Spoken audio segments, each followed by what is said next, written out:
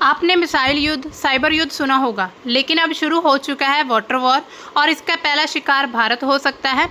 चीन तिब्बत में जो डैम बना रहा है वो सिर्फ एक डैम नहीं है, बल्कि उसका छुपा हुआ एक जल बम है।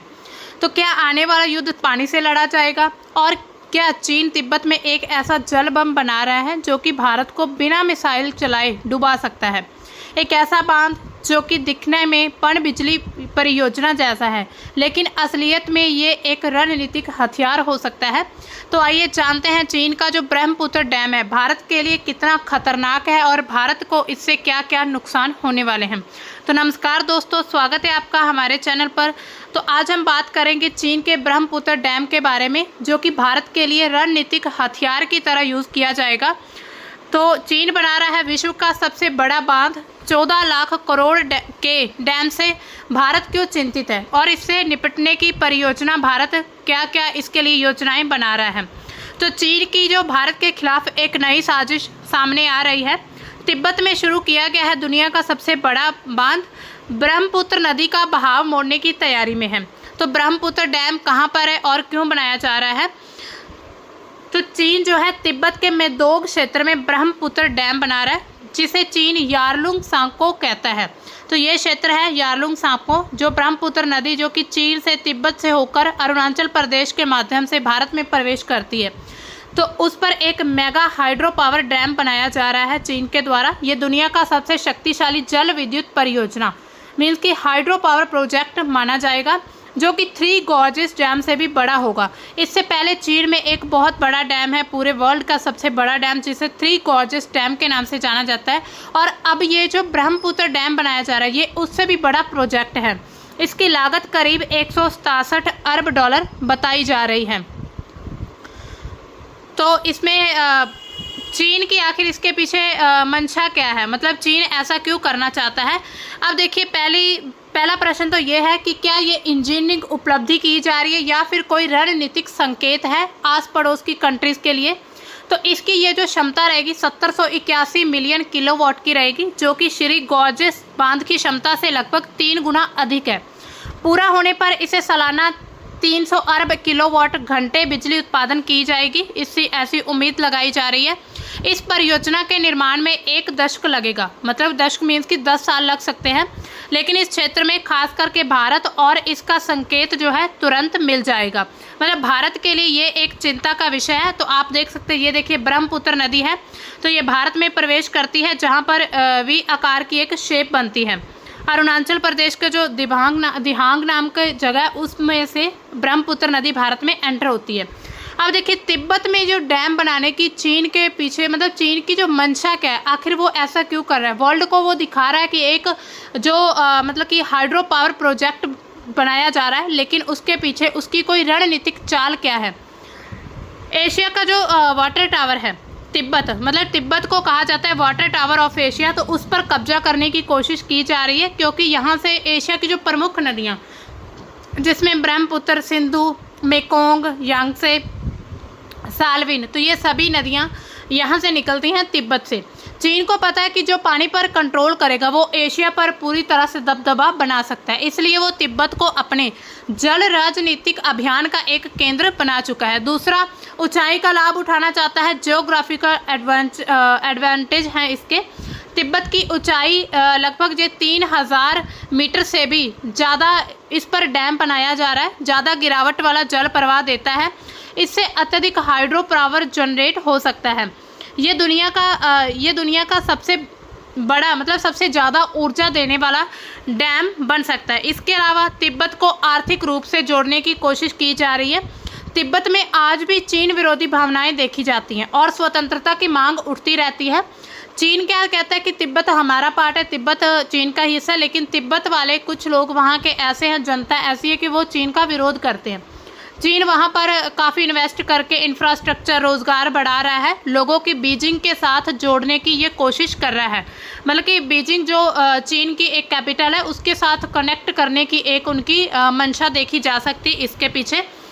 तो आप मैप में देख सकते हैं, ये देखिए चीन की ये है यारलुंग नदी, जो कि भारत के यहाँ पर दिहांग नाम के क्षेत्र से अरुणाचल प्रदेश से एंटर करती है और ये जो नदी है तिब्बत से निकलती है और तिब्बत में ही अभी चीन के द्वारा डैम बनाया जा रहा है।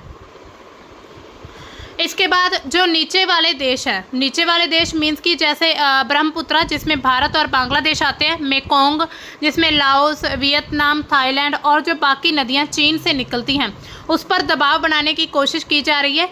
चीन जो है डैम बनाकर इन नदियों को नीचे बहने वाले देशों के खिलाफ दबाव में बदल सकता है। मतलब कि डैम अगर वो बनाएगा तो पूरी तरह से कंट्रोल चीन का हो जाएगा इस ब्रह्मपुत्र नदी पर।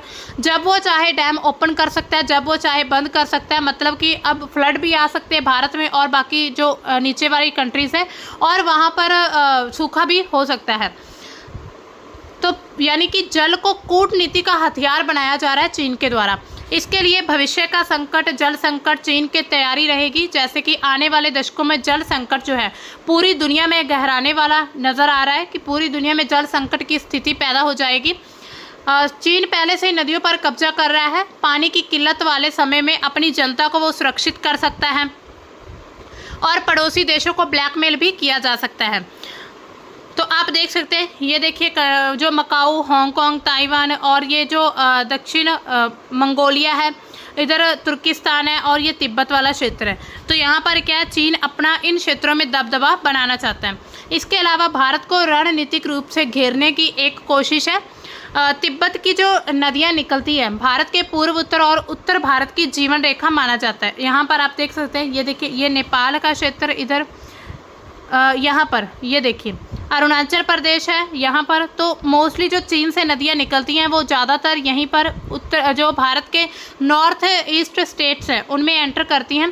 तिब्बत में बांध बनाकर चीन भारत को पानी की तलवार के नीचे रख सकता है। सीमा विवाद के साथ साथ अब जल विवाद भी खड़ा हो सकता है। चीन की एक 5 फिंगर पॉलिसी जो है इधर लद्दाख में कंट्रोल मतलब अपना कब्जा करने की, नेपाल में, सिक्किम, भूटान और अरुणाचल प्रदेश पर भी वो कब्जा करना चाहता है। चीन अरुणाचल प्रदेश को अपना पार्ट मानता है, वो कहता है कि ये चीन का एक हिस्सा है। तो इसी तरह भारत को रणनीतिक रूप से घेरना चाहता है। इससे पहले भी जो चीन की जो स्ट्रिंग ऑफ पर्ल्स नीति है, यानी कि मोतियों की माला, जिसमें उन्होंने पाकिस्तान में बंदरगाह बनाया, श्रीलंका में, उधर मालदीव में बना चुके हैं, म्यांमार में भी अपना एक पोर्ट स्थापित कर चुके हैं। तो भारत को हर तरह से घेरने की एक नीति है चीन की। अब देखिए इससे चीन के फायदे क्या क्या होंगे। सबसे पहले तो बिजली उत्पादन बढ़ेगा चीन में। यह जो डैम है चीन को दुनिया की सबसे बड़ी जल विद्युत शक्ति देने वाला है, यानी कि हाइड्रो पावर जो है बढ़ जाएगा। ऐसा अनुमान लगाया जा रहा है कि 60 गीगावाट तक ये बिजली पैदा कर सकता है। 60 गीगावाट आप सोचकर देखिए, जो कि 3 गॉर्जेस डैम से भी ज़्यादा बड़ा है। मतलब कि जो गॉर्जेस डैम बना है वो अभी वर्ल्ड का जो सबसे बड़ा डैम है चीन में, उससे भी 3 गुना ज़्यादा क्षमता है इस डैम में जो अभी बनाया जाएगा। इससे तिब्बत और जो पश्चिमी चीन को बिजली की भारी सप्लाई मिलेगी। मतलब वहाँ पर जो बिजली की किल्लत है या कमी महसूस होती है उसको पूरा किया जाएगा। इसके अलावा पानी पर कंट्रोल करना चाहता है, वाटर डोमिनेंस बनना चाहता है चीन। ब्रह्मपुत्र भारत और बांग्लादेश के लिए जीवन रेखा का काम करती हैं।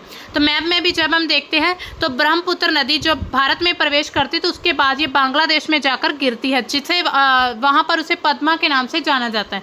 तो वहीं पर जो मतलब कि भारत और बांग्लादेश के लिए एक जीवन रेखा है। तो चीन जो है ऊपरी धारा पर डैम बनाकर जल प्रवाह को कंट्रोल कर सकता है, मतलब कि पानी को रोक सकता है, जब चाहे वो पानी छोड़ सकता है। ये जो नियंत्रण है भविष्य में एक राजनीतिक हथियार भी बन सकता है। जैसे अभी भारत ने पाकिस्तान को ऐसे कुछ धमकियां, मतलब ऐसा कुछ कहा था कि हम सिंधु नदी पर जो बांध बना है उसको बांध को बंद कर देंगे या उनके साथ सिंधु जल समझौता उसको ख़त्म कर देंगे। तो इस प्रकार से भविष्य में ऐसी समस्याएं देखने को मिल सकती है। इसके बाद सैन्य और रणनीतिक बढ़त भी, स्ट्रैटेजिक एज भी बढ़ाना चाहता है। इसमें किसी युद्ध या तनाव की स्थिति में चीन इस डैम को जल बम की तरह यूज़ करेगा। मतलब पानी रोककर सूखा आ सकता है भारत में, अचानक पानी छोड़ दिया जाए तो फ्लड आ सकते हैं, बाढ़ आ सकती है और भारत के जो पूर्व उत्तर राज्य उसमें तबाही मच सकती है। बिना मिसाइल चलाए भी चीन भारत को मतलब कि भारत को नीचे ला सकते हैं या भारत में तबाही मचा सकता है। इसके अलावा तिब्बत को विकसित करना भी एक लक्ष्य है चीन का। चीन तिब्बत को आर्थिक रूप से जोड़ने, स्थिर करने के लिए काफ़ी इन्वेस्ट कर रहा है। ये जो डैम है तिब्बत में नौकरियां, इंफ्रास्ट्रक्चर, बिजली लाकर जो वहाँ का स्थानीय असंतोष है, मतलब वहाँ की जनता को अपनी साइड में करना चाहते हैं। इसके अलावा वैश्विक जल युद्ध की तैयारी चल रही है। दुनिया में water is the new oil भी कहा जा रहा है। कि चीन इस डैम के जरिए भविष्य के जल संकट के समय खुद को पानी का मालिक बना देगा। इसका असर भारत, बांग्लादेश और एशिया के बड़े हिस्सों पर पड़ेगा। चीन का हम देख ही रहे हैं, दिन ब दिन वो अपनी टेक्नोलॉजी को एडवांस करता जा रहा है। तो इसी तरह अब चीन जो है पानी को एक हथियार की तरह यूज़ करना चाहता है। तो यहाँ पर आप देख सकते हैं, ये है भारत का क्षेत्र, यहाँ पर है चीन। तो इधर चीन के साथ जो भी बाकी कंट्री, म्यांमार, बांग्लादेश, इन बाकी कंट्रीज़ पर भी ये कंट्रोल कर सकता है। अब आप देखिए, ये पूरा एशिया कॉन्टिनेंट है, इसमें चीन का सबसे बड़ा जो मतलब प्रभुत्व देखा जाता है। तो इसी तरह आप देख सकते हैं कि इतने बड़े हिस्से पर चीन का कंट्रोल हो सकता है। अब देखिए, भारत को दबाव में रखना चाहता है। अगर भारत कोई भी भारत की विवाद सीमा, जैसे कि लाइन ऑफ एक्चुअल कंट्रोल जो अभी विवाद चल रहा है लद्दाख वाले क्षेत्र में, जम्मू कश्मीर के क्षेत्र में, तो सीमा विवाद या रणनीतिक कदम उठाता है, चीन इस जल नियंत्रण को एक डिप्लोमेटिक टूल की तरह यूज़ कर सकता है। तो ये एक छुपी हुई धमकी भी बन सकती है कि एक धमकी दी जाएगी चीन के द्वारा।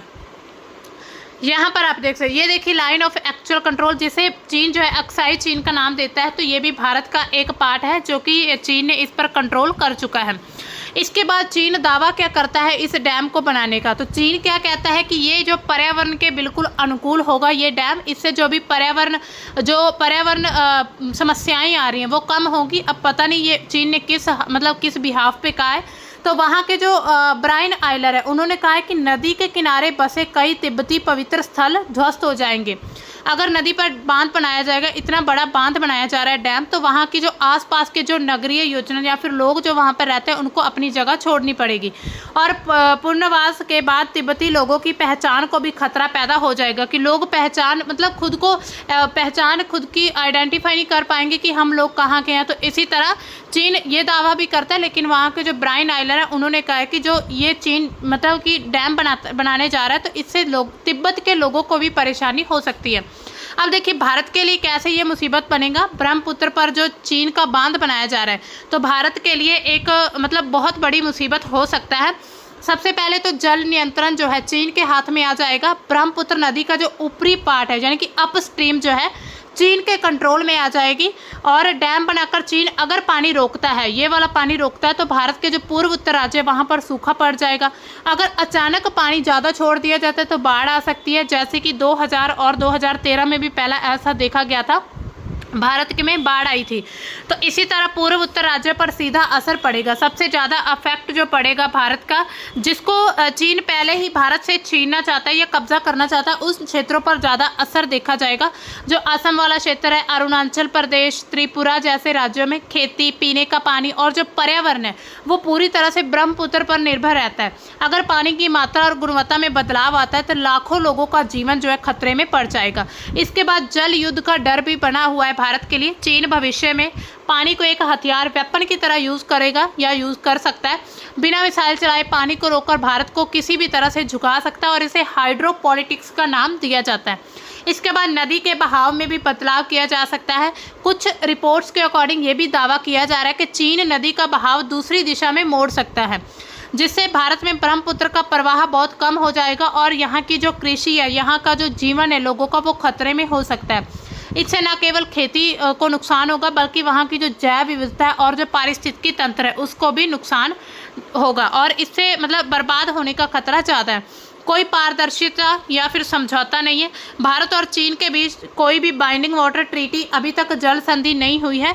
चीन डैम की जानकारी साझा नहीं करता है, जिससे आपदा की पहले से तैयारी नहीं हो पाती है। मान लीजिए अगर चीन डैम की कोई भी जानकारी हमें नहीं देता, कोई भी वहाँ पर डिज़ास्टर मैनेजमेंट डिज़ास्टर आता है, तो उससे कोई भी भारत अपनी तैयारी नहीं कर पाएगा। इसके बाद चीन की जो सैन्य रणनीति है उसमें भी इसको शामिल किया जा रहा है। ये एक डुअल यूज़ इंफ्रास्ट्रक्चर बन सकता है, यानी कि आम नागरिकों के लिए भी और सेना के लिए भी। चीन इसे बॉर्डर इलाकों में सुरक्षा कवच या फिर नियंत्रण उपकरण के रूप में भी यूज़ कर सकता है। तो चीन का जो ब्रह्मपुत्र डैम है भारत के लिए सिर्फ एक बांध नहीं है, बल्कि ये एक जाल, इसको हम कह सकते हैं एक रणनीतिक हथियार है। भविष्य का जो दबाव तंत्र है वो भी हो सकता है। तो मैप में फिर से देखिए, ये है वो नदी, ब्रह्मपुत्र नदी यहाँ पर भारत में प्रवेश करती है। तो लोहित नाम का जो यहाँ पर दरा है, इसके माध्यम से प्रवेश होती है। तो जो चीन है तिब्बत में यहाँ पर अब वो डैम बनाने की सोच रहा है और वहाँ की अपस्ट्रीम को पूरी तरह से कंट्रोल कर सकते हैं। अब देखिए भारत के लिए क्या क्या रास्ते निकल सकते हैं। तो सबसे पहले क्या होगा, राजनयिक स्तर पर दबाव और समझौता करना चाहिए। भारत को चीन पर दबाव डालना चाहिए कि वो ब्रह्मपुत्र पर जो ट्रांसपेरेंसी रखे। उसके अलावा ये भी कोशिश कर सकता है भारत चीन के बीच एक जल साझेदारी संधि यानी कि वाटर शेयरिंग ट्रीटी होनी चाहिए, जिसके माध्यम से भारत और चीन है उसके बीच कोई भी विवाद ना खड़े हों। उस और जैसे कि आज के समय में भारत और पाकिस्तान के बीच सिंधु जल संधि है, उसी तरह से इसके लिए भारत जो अंतर्राष्ट्रीय मंच को यूज़ कर सकता है, यूएनए, शंघाई कॉरपोरेशन, ब्रिक्स, इसका भी सहारा ले सकता है। इसके बाद पूर्व उत्तर में अपना डैम प्रोजेक्ट तेज करना होगा भारत में। जो अरुणाचल प्रदेश है वहाँ पर दिबांग मल्टीपर्पज़ प्रोजेक्ट और वहाँ का जो सियांग प्रोजेक्ट है, सियांग डैम है, जैसे प्रोजेक्ट शुरू किए गए। जरूरी है कि भारत भी अपने हिस्से के पानी को नियंत्रित कर सके और चीन को संतुलित जवाब दे सके कि भारत के पास जो हिस्सा आता है पानी का उसको पूरी तरह से भारत ही कंट्रोल करे। इसके अलावा रियल टाइम सैटेलाइट और जल डेटा मॉनिटरिंग के माध्यम से भी जो भारत ने अपने इसरो और DRDO उसकी मदद से भी इस डैम पर 24/7 आवर्स निगरानी रखनी चाहिए कि कोई चीन ऐसी कोई चाल तो नहीं चल रहा है। अगर पानी जो चीन है वो पानी को रोकता है या फिर अचानक छोड़ता है तो पहले से अलर्ट सिस्टम को तैयार किया जाए ताकि बाढ़ या सूखे को भी रोका जा सके।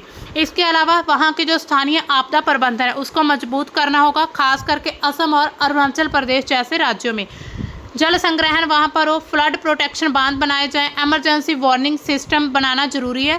इसके साथ किसान जो हैं और लोग हैं उनको जल संकट से निपटने की ट्रेनिंग भी दी जाए या फिर ऐसी टेक्निक देना भी एक अच्छे कदम हो सकते हैं।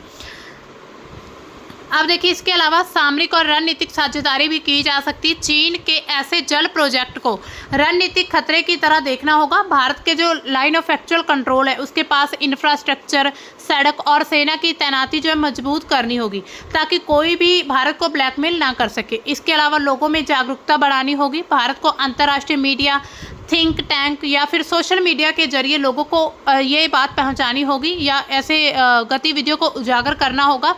इससे चीन की जो छवि है उस पर असर पड़ेगा और राजनीतिक दबाव भी पड़ सकता है। तो इसी तरह भारत ये कुछ कदम उठा सकता है, लेकिन अभी तक भारत के द्वारा जो चीन को मतलब अलर्ट जारी किया गया या फिर डिमोर्स यानी कि नोटिस जारी किया गया।